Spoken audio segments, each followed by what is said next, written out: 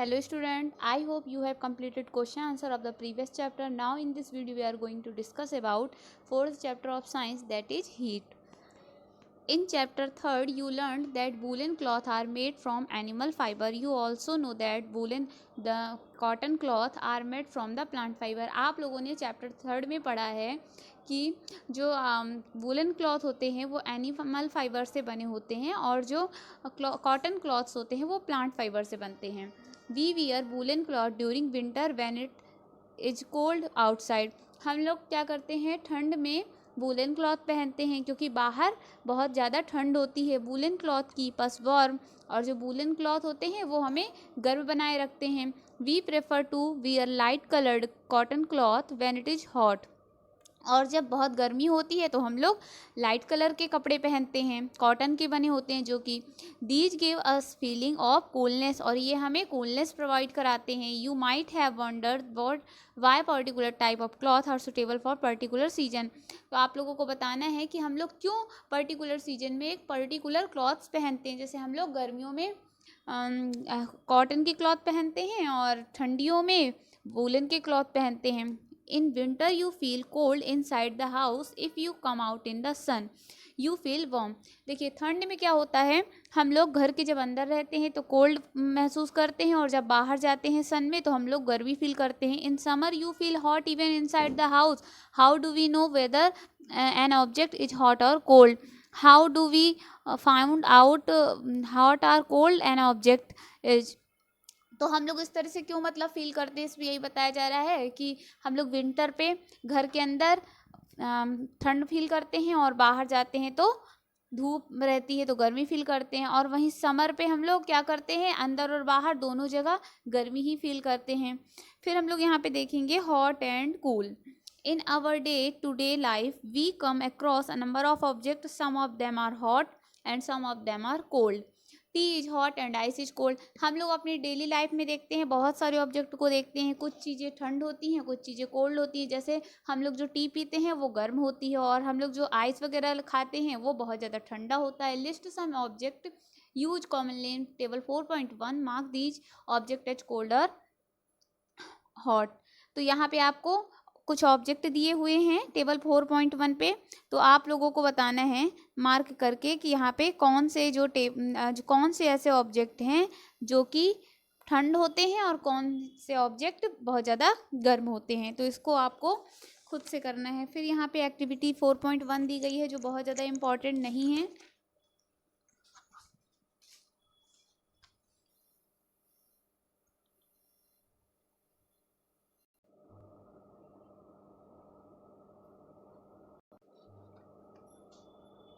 A clinical thermometer consists of a long narrow uniform glass tube. It has a bulb at one end. देखिए जो clinical thermometer का figure यहाँ पे बना हुआ है, ये आप लोग देख रहे हो, ये कैसा है, क्लिनिकल थर्मोमीटर है. ये किससे मिलके बना होता था, ये एक लॉन्ग नैरो ग्लास ट्यूब से मिलके बना होता. आप फिगर पे देख रहे हो. It has a bulb at one end. इस एक एंड में क्या होता है, इसके बल्ब होता है. दिस बल्ब कंटेन मरकरी, और इस बल्ब में क्या भरा होता है, मरकरी भरा होता है. Outside the bulb a small shining thread of mercury can be seen. तो इस तरीके से आप लोग फिगर में देख रहे हैं कि थर्मामीटर होता है, एक ग्लास ट्यूब होता है जिसमें कि क्या होता है, मरकरी भरा होता है, थ्रेड जैसा लिक्विड होता है. मरकरी मेटल है जो कि लिक्विड होता है. ठीक है, तो इस तरह से हम लोग क्लिनिकल थर्मोमीटर का यूज करते हैं. फिर क्लिनिकल थर्मोमीटर की रेंज क्या होती है, ये कितने टेम्परेचर को मेजर करता है. जो clinical thermometer read temperature from 35 degree centigrade to 42 degree centigrade. जो क्लिनिकल थर्मोमीटर होता है वो 35 डिग्री से 42 डिग्री सेल्सियस तक का टेम्परेचर को मेजर करता है. फिर हम लोग देखेंगे नेक्स्ट इसमें प्रिकॉशंस क्या हैं. Precautions to be observe while reading clinical thermometer. जब हम लोग क्लिनिकल थर्मोमीटर की रीडिंग को मेजर करते हैं तो हम लोग क्या क्या प्रिकॉशन हमें रखने चाहिए वो हम लोग देखेंगे. Thermometer should be washed before the after use, preferably with an antiseptic solution. देखिए थर्मामीटर को यूज करने से पहले उसे अच्छी तरीके से वॉश करना चाहिए एंटीसेप्टिक सोल्यूशन पे, है ना, अच्छी तरह से उसको धुलना चाहिए. Ensure that before use the mercury level is below 35 degree centigrade.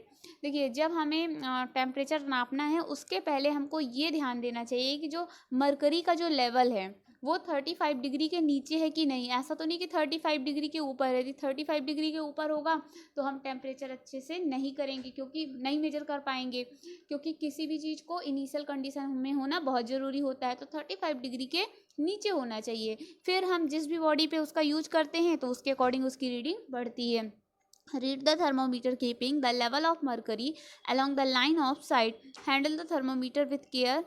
If it hits against some hard object, it can break. Don't hold the thermometer by the bulb while reading it.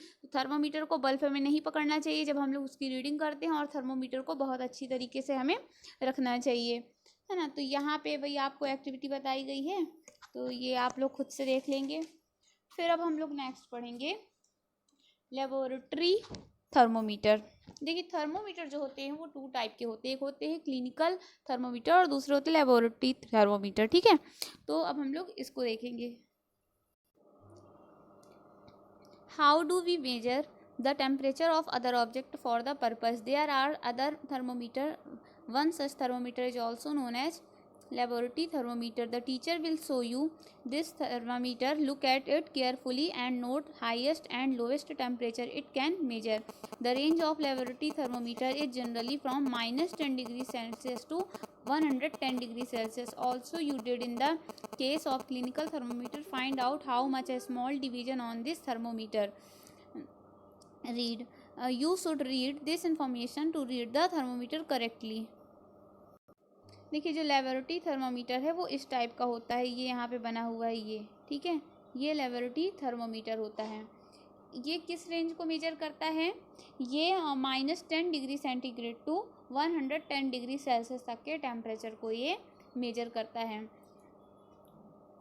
Different type of thermometer are used in different purpose.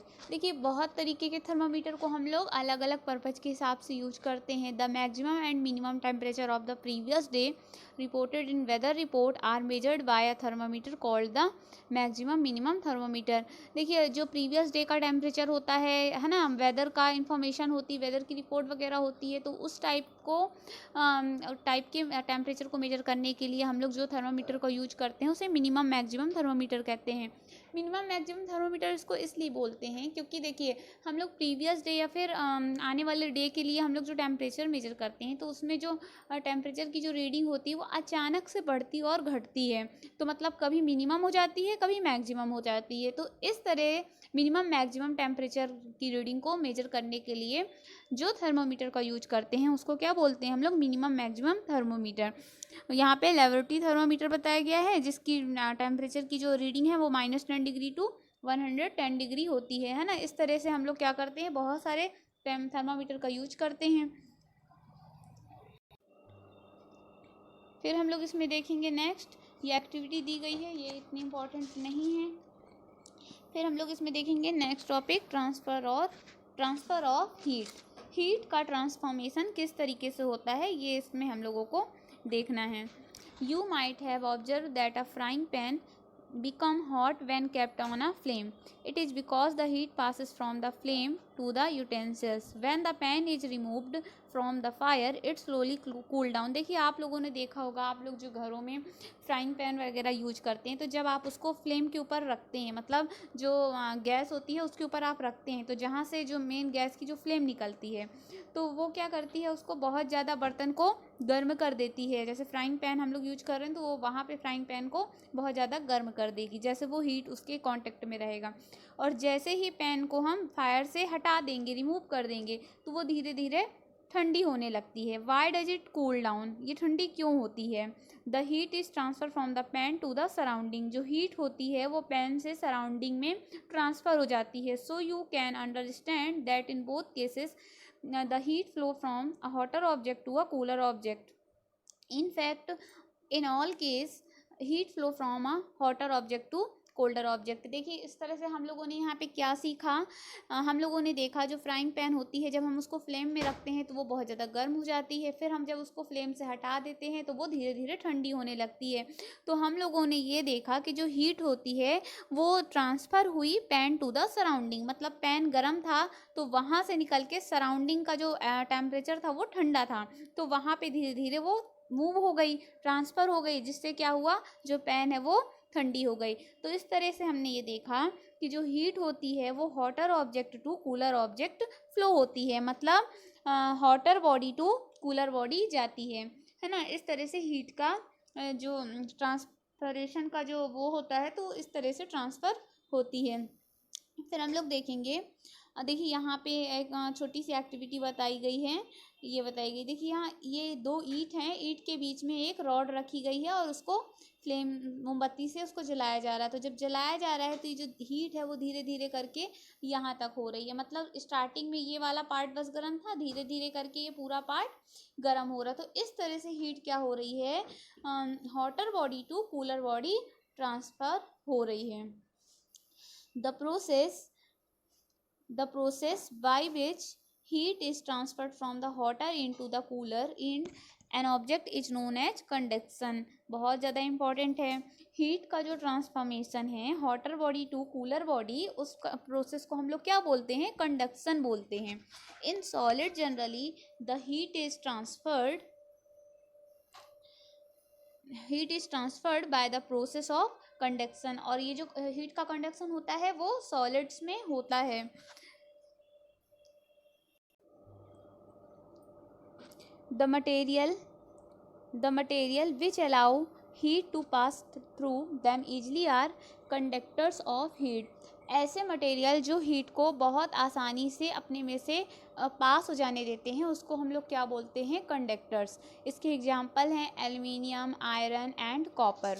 तो heat कहाँ कहाँ से किस किस material से flow होती है easily वे में, जो मेटल होती हैं, जैसे एल्युमिनियम हो गया, आयरन हो गया, कॉपर हो गया। The material which do not allow heat to pass through them easily और poor conductor of heat such as plastic and wood. Poor conductor are known as insulator.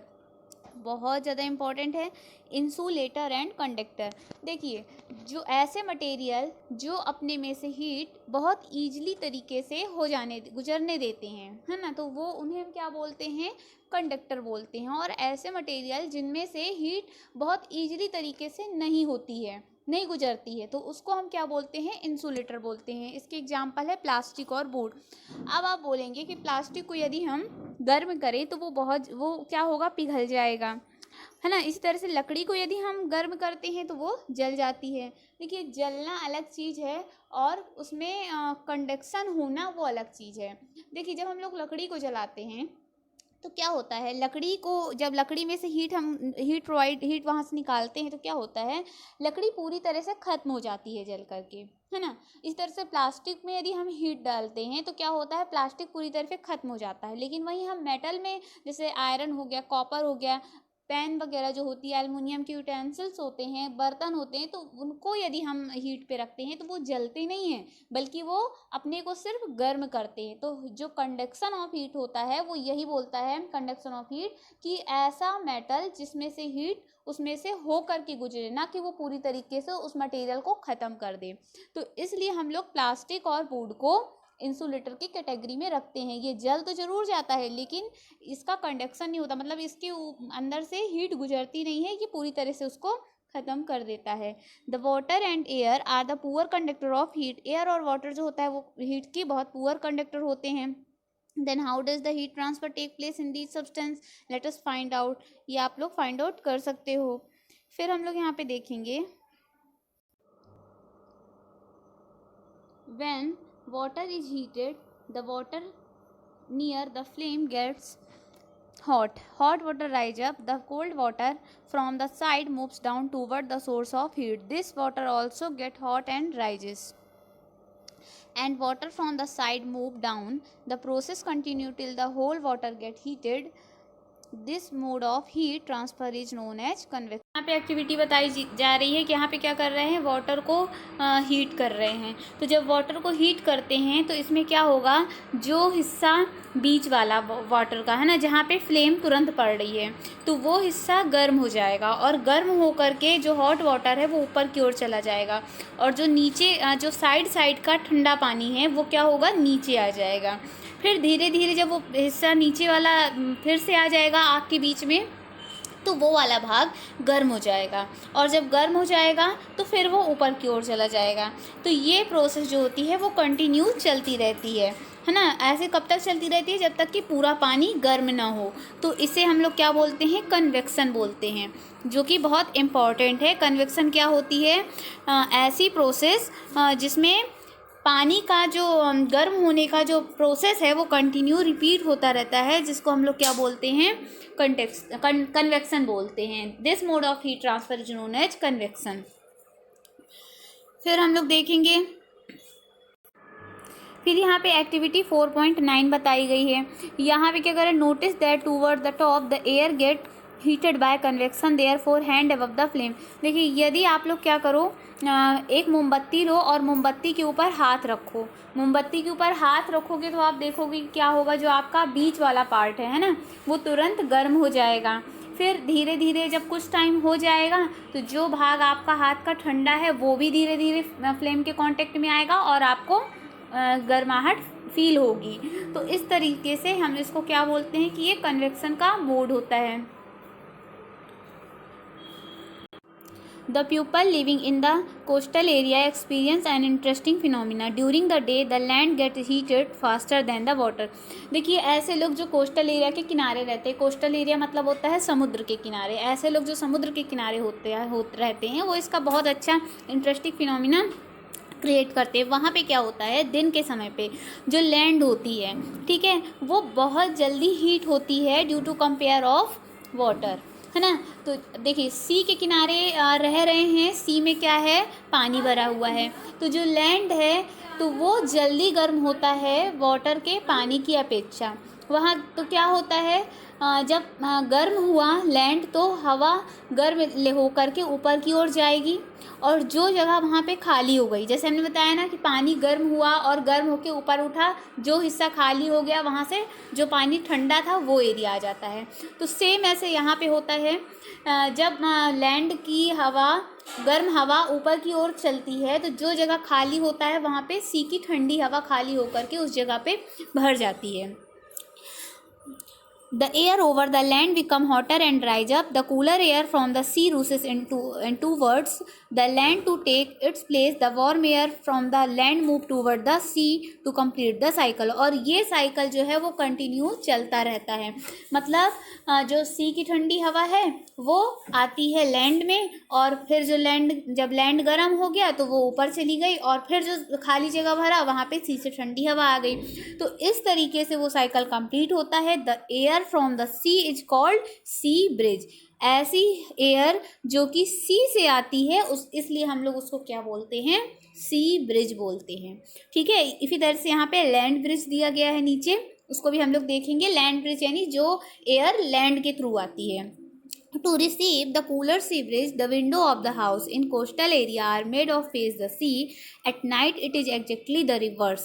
The water cool down more slowly than the land. देखिए, जो night का समय होता है तो night के समय पे सेम इसका रिवर्स प्रोसेस होती है। वहाँ पे क्या होता है, रात में जो लैंड होता है वो बहुत जल्दी ठंडा हो जाता है, क्योंकि वो मून के कांटेक्ट में आता है। मून की लाइट डायरेक्ट लैंड में पड़ती है तो लैंड बहुत जल्दी ठंडा हो जाता है सी की अपेक्षा। और सी की जो गर्म हवा है वो ऊपर उठती है, और लैंड की जो ठंडी हवा है वो खाली जगह पे आके भर जाती है। ये हवा लैंड से चलती है, इसलिए इसको क्या बोलते हैं, लैंड ब्रिज बोलते हैं। So the cool air from the land move toward the sea, this is the called the land breeze. देखिए, लैंड ब्रिज और सी ब्रिज दोनों ही बहुत इंपॉर्टेंट टर्म्स हैं, है ना। तो जो दिन के टाइम पे होती है सारी प्रोसेस उसको हम लोग क्या बोलते हैं, सी ब्रिज बोलते हैं। और जो नाइट के टाइम पे सारी प्रोसेस होती है एयर लैंड के थ्रू, लैंड से एयर सी पे जाती है, तो इसलिए हम उसको क्या बोलते हैं, लैंड ब्रिज बोलते हैं। From the sun the heat come to us by another process known as radiation. जो सन से हीट आती है अदर प्रोसेस के थ्रू से हम लोग क्या बोलते हैं, रेडिएशन बोलते हैं। देखिए, यहाँ पिक्चर पे आप लोग देख रहे हो, ये यहाँ पे बना हुआ है, डे टाइम पे इस तरह से प्रोसेस होती है और नाइट टाइम पे इस तरह से प्रोसेस होती है। आपको पिक्चर के थ्रू आप समझ सकते हो। फिर हम लोग देखेंगे kind of cloth we wear in summer and winter. देखिए, हम लोग समर और विंटर में डिफरेंट टाइप ऑफ क्लॉथ पहनते हैं। जैसे शुरू में ही बताया गया इस चैप्टर में कि विंटर में हम लोग वूलन क्लॉथ पहनते हैं, और जब समर होता है तो समर में हम लोग कॉटन क्लॉथ पहनते हैं, है ना। Woollen cloth keep us warm in winter. In the winter we use woollen cloth. Wool is poor conductor of heat Moreover, there is air trapped in between the wool fiber.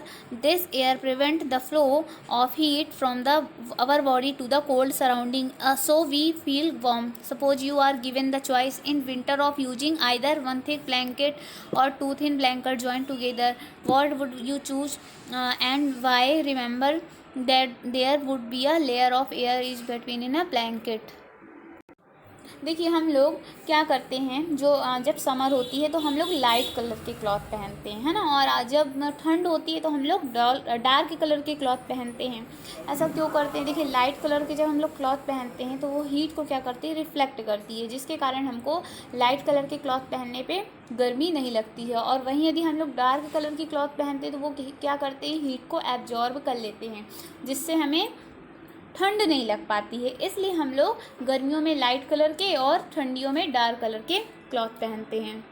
तो इस तरह से हमने इस चैप्टर में बहुत सारी चीज़ें पढ़ी, जैसे टाइप्स ऑफ थर्मामीटर पढ़ा, clinical thermometer and laboratory thermometer. फिर इसी तरह से हम लोगों ने कन्वेक्शन, कंडक्शन और इंसुलेटर के बारे में पढ़ा, रेडिएशन के बारे में पढ़ा, और लास्ट में वूलन क्लॉथ के बारे में हम लोगों ने पढ़ा इस चैप्टर में। Now this chapter is over. I will send the question answer in the PDF। Okay, thank you.